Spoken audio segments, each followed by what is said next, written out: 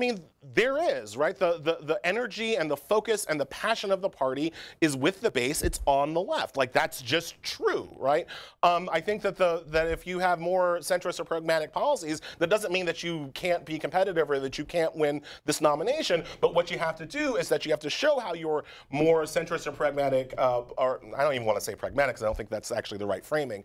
But your more centrist policies, you have to show how they're going to help people like me, people with my concerns, progressives with my concerns, who want massive, serious, structural change.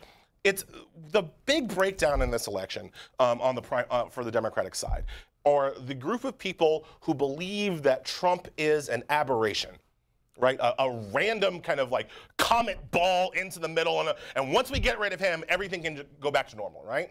Versus people who understand that Trump is a symptom, that Trump could not exist without systemic problems that need to be addressed. That once you take Trump away, you still have the systemic problems in this country, right? And that's the split in this primary that we're seeing. People who want systemic change and people who want to go back to normal. Republican line from Alabama, Prattville. Bruce, hello. Hello. You're on. Go ahead.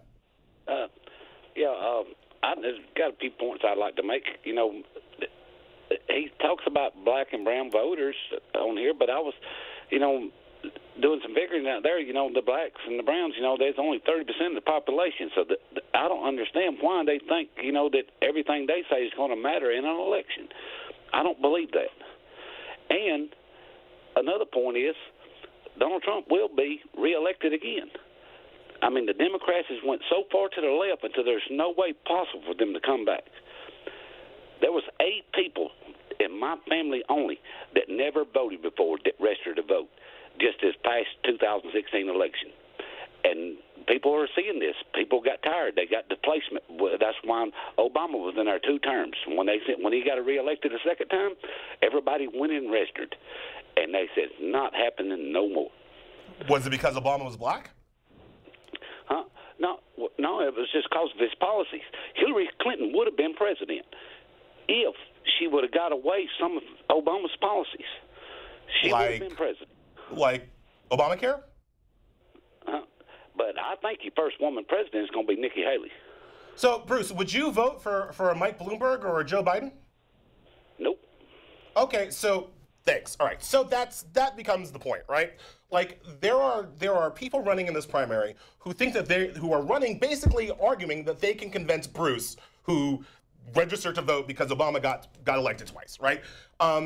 That Bruce guy is not voting for Mike Bloomberg. He's not voting for Joe Biden. He's going to vote for Trump, right? And so the way that you defeat Bruce in Alabama is not by convincing Bruce to come back to the fold to vote for Democrats. It's convincing other people in Alabama, particularly black and brown people in Alabama, of which there are a lot. People forget that black people tend to still live very close to where they were formerly enslaved. There were a lot of black people in SEC country, right? The way to defeat the Bruce of the world is to get black and brown voters motivated, activated, organized, and registered. And we have to look at candidates who are going to do that as opposed to candidates who are going to spend dollars and blood and treasure trying to convince Bruce. And so amongst the field of Democratic candidates, you've listed several. Who's your favorite?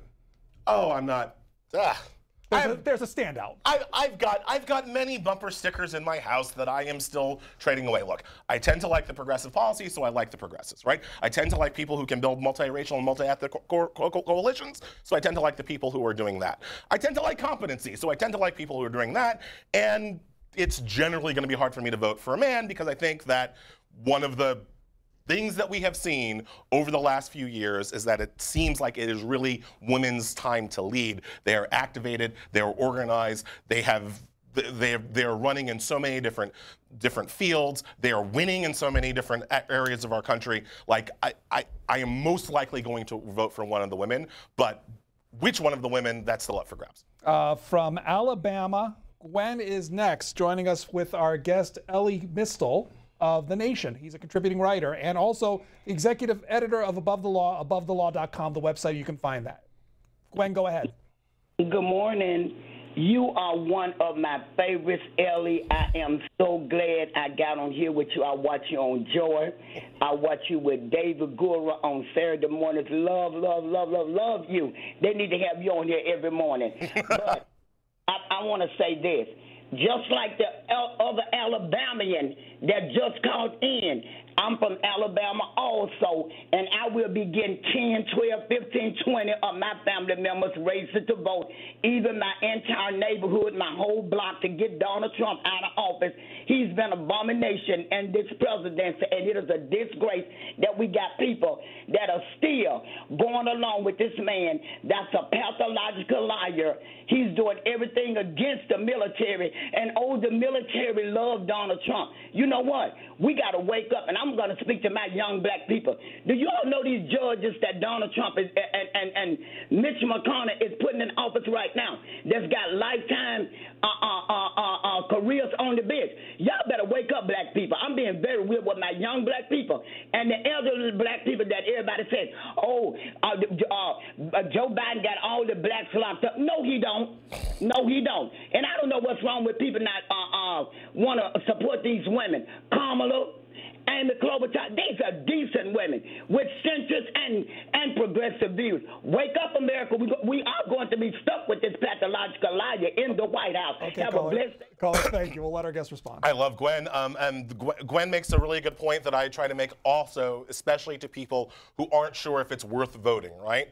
Donald Trump has already reformed the courts. 1/4 of the circuit court judges, which is that level right below the Supreme Court, 1/4 have been appointed by Donald Trump. These people have lifetime appointments. These people have lifetime tenure. These people are arch conservatives. And any policy that you think is important, be it climate change, be it gun reform, be it women's rights, be it health care, any policy that you think is important will be stymied by these judges for the rest of our natural lives if Trump is able to get a second term of packing and filling the courts in. And I haven't even talked about the Supreme Court, where Ruth Bader Ginsburg is 86, where Stephen Breyer is over 80. If Trump gets another appointment on the Supreme Court, we're done at that level too. To what